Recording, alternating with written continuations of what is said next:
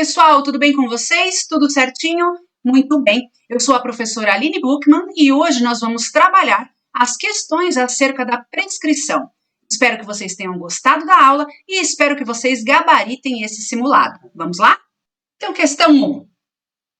Antônio foi denunciado e condenado a pena de 1 ano e 6 meses de detenção pela prática de um único delito não sujeito ao regime da imprescritibilidade. Na data do fato delituoso, Antônio tinha 20 anos de idade e era réu primário.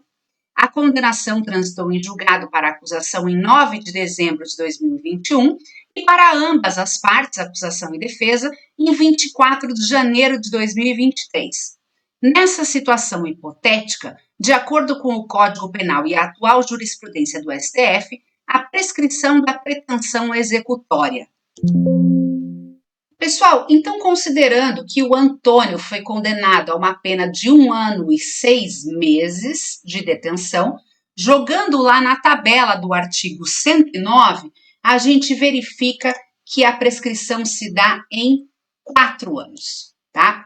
Agora, considerando também que na data do fato delituoso, Antônio tinha 20 anos de idade, significa que essa prescrição vai cair pela metade, 2 anos. E que era réu primário, significa que não vai ter o aumento de 1/3. A condenação transitou em julgado para acusação e para ambas as partes em 24 de janeiro de 2023. Esse é o nosso termo inicial. 2 anos contados a partir de 24 de 1 de 2023, dá quando? 23 de 1 de 2025. Lembrando que a prescrição é prazo penal, e prazo penal inclui o dia do começo e não inclui o dia do fim. Questão 2. Determinado funcionário público com 24 anos de idade foi indiciado pela prática de corrupção passiva, punível com pena de reclusão de 2 a 12 anos, em concurso com o crime de prevaricação, cuja pena prevista é de detenção de 3 meses a 1 ano. Nessa situação hipotética, para que não ocorra a prescrição dos crimes, o prazo máximo do recebimento da denúncia. Pessoal, essa questão faz com que a gente lembre do artigo 119 do Código Penal, que diz que a extinção da punibilidade no caso de concurso de crimes vai incidir sobre cada um deles isoladamente. Então, o que nós temos que fazer? Nós temos que pegar a pena abstratamente combinada ao delito de corrupção passiva, jogar lá na tabela do artigo 109 e também fazer a mesma coisa para o crime de prevaricação. Isso vai nos dar a seguinte resposta: é de 16 anos para o crime de corrupção passiva e de 4 anos para o crime de prevaricação. Pessoal, essa questão aqui bem parecida com a questão de número 1, tá? Então, a gente tem que levar em consideração aqui que ele tinha 20 anos de idade na data do fato, então a prescrição diminui pela metade, tá? Ele foi condenado a uma pena de 2 anos de detenção, 2 anos prescreve em 4 anos, de acordo com o artigo 109, caindo pela metade por eles ter 20 anos de idade na data do fato, 2 anos. E a pena privativa de liberdade não foi substituída porque ele era reincidente. Então, significa que essa pena de 2 anos, essa prescrição, de 2 anos, vai ser aumentada em 1/3, o que dá 2 anos e 8 meses. A pegadinha dessa questão tá aqui, ó. A referida condenação transitou em julgado para acusação em 11 de 8 de 2020, ou seja, antes do entendimento do STF de que precisa haver a condenação, o trânsito em julgado para ambas as partes. Esse seria o termo inicial, né? Como esse entendimento ele é de novembro de 2020, então não retroage, de modo que o termo inicial da nossa prescrição aqui vai ser 11 de 8 de 2020. Então, fazendo o cálculo com 2 anos e 8 meses, a pena encontra-se prescrita, vez que o prazo prescricional se exauriu em abril de 2023. Questão 4, pessoal. Paulo, nascido em 96, foi denunciado em 24 de maio de 2020 pela prática do crime de roubo majorado tentado que teria sido praticado em 7 de abril de 2016. Então, aqui a gente já verifica que na data do fato o Paulo tinha 20 anos. Recebida a denúncia em 30 de 5 de 2020, Paulo foi condenado a uma pena de 2 anos e 9 meses. Quando, em 20 de 10 de 2021, tendo a condenação transitada em julgado em 1º de dezembro de 2021. Qual é a pegadinha dessa questão? A pena de 2 anos e 9 meses, ela prescreve em 8, né? Considerando que ele tinha 21 anos na data do fato, menos de 21, né? Prescreve em 4 anos.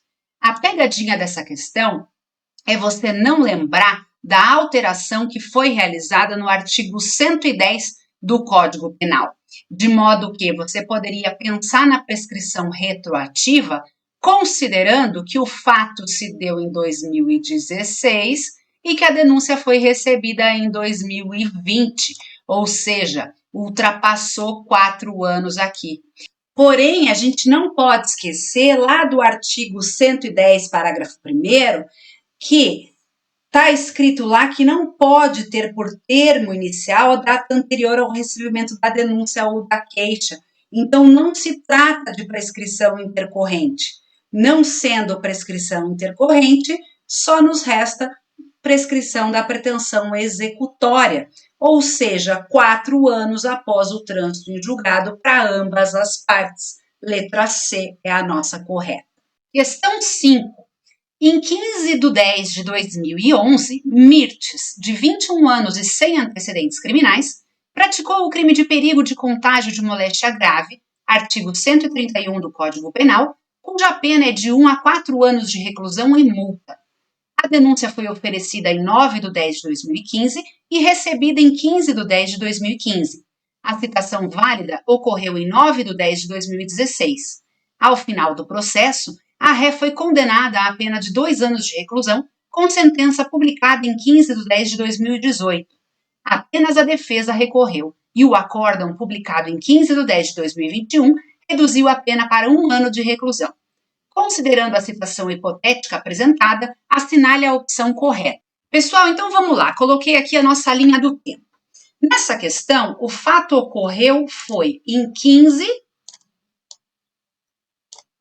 de 10 de 2011, tá? O oferecimento da denúncia foi 9 de 10 de 2015.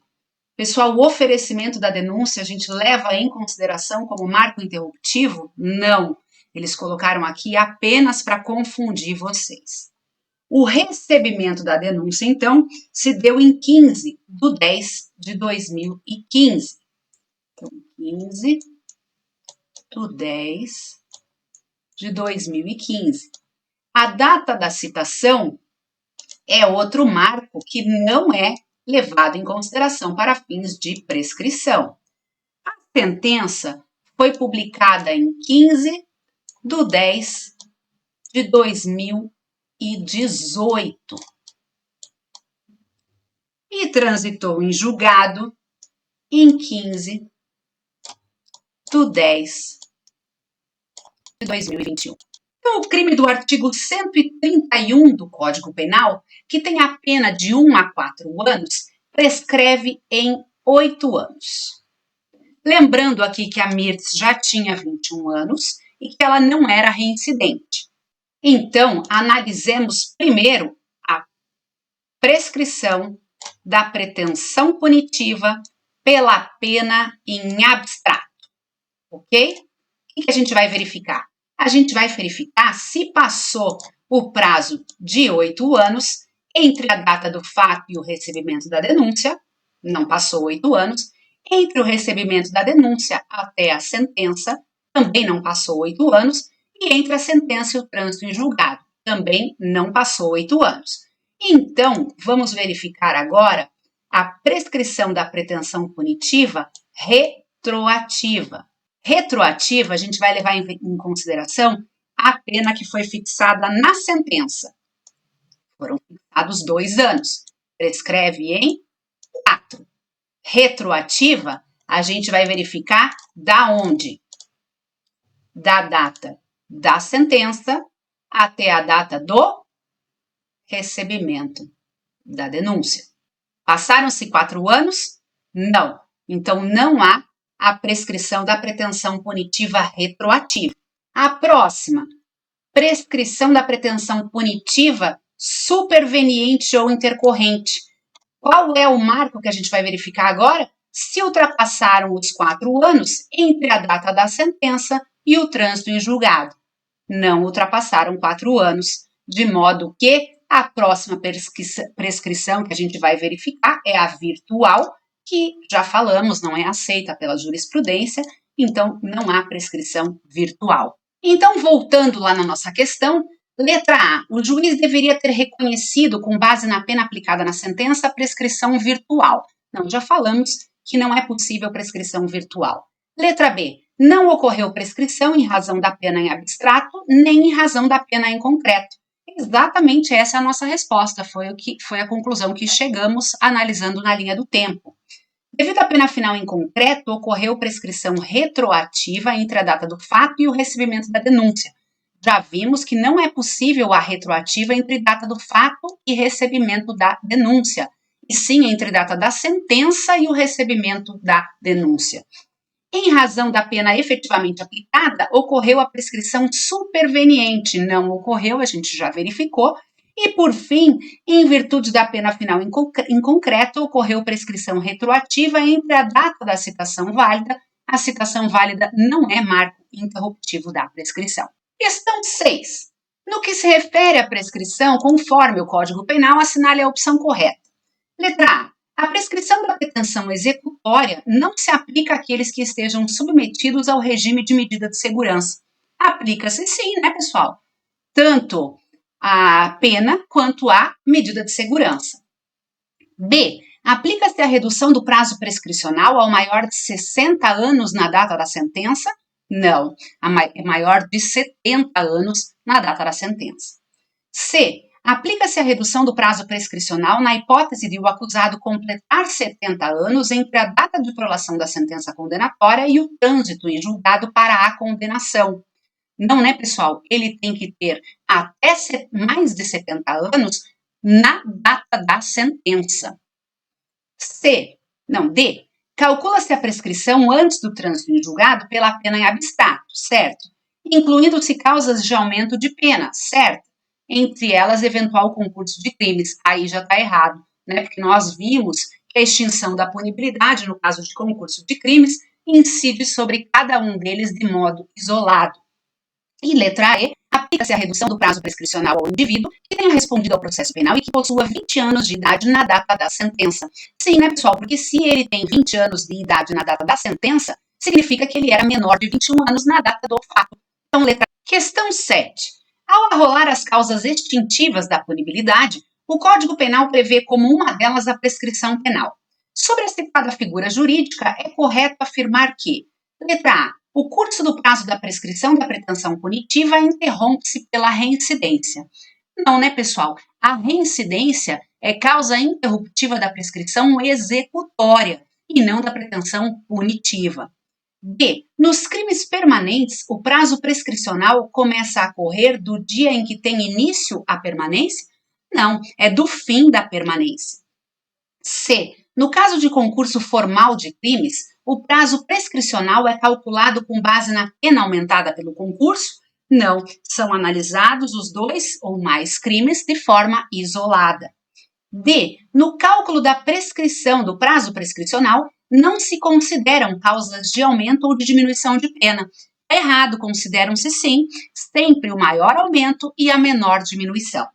E letra E, a publicação do acórdão condenatório, mesmo quando confirmatório da sentença de primeiro grau, é causa interruptiva da prescrição, de modo que a nossa resposta correta é a letra E. Questão 8. Mários é condenado à pena privativa de liberdade de 1 ano e 2 meses e cumulativamente a pena de 23 dias multa. Com relação à prescrição da pena de multa, nos termos do artigo 114, é correto dizer que, pessoal, a pena privativa de liberdade, 1 ano e 2 meses, que o Marius foi condenado, jogando lá na tabela do artigo 109, a gente verifica que ela prescreve em 4 anos. A multa, se ela tivesse sido a única cominada, ela prescreveria em 2. Mas como ela foi cominada cumulativamente com a pena privativa de liberdade, então ela também vai prescrever em 4 junto com a pena privativa de liberdade. De modo que a nossa resposta correta é a letra A, ocorrerá em 4 anos. Questão 9. São reduzidos de metade os prazos de prescrição. Pessoal, a gente nem precisa ler as alternativas, né? Nós já sabemos que o agente, ele deveria ser menor de 21 anos na data do fato ou maior de 70 na data da sentença. A alternativa, letra D. Pessoal, a última questão de número 10, essa vocês vão resolver sozinhos, fazendo a linha do tempo lá. Eu só vou deixar aqui bem explicadinha a pegadinha da questão, tá? Aqui, vejam só.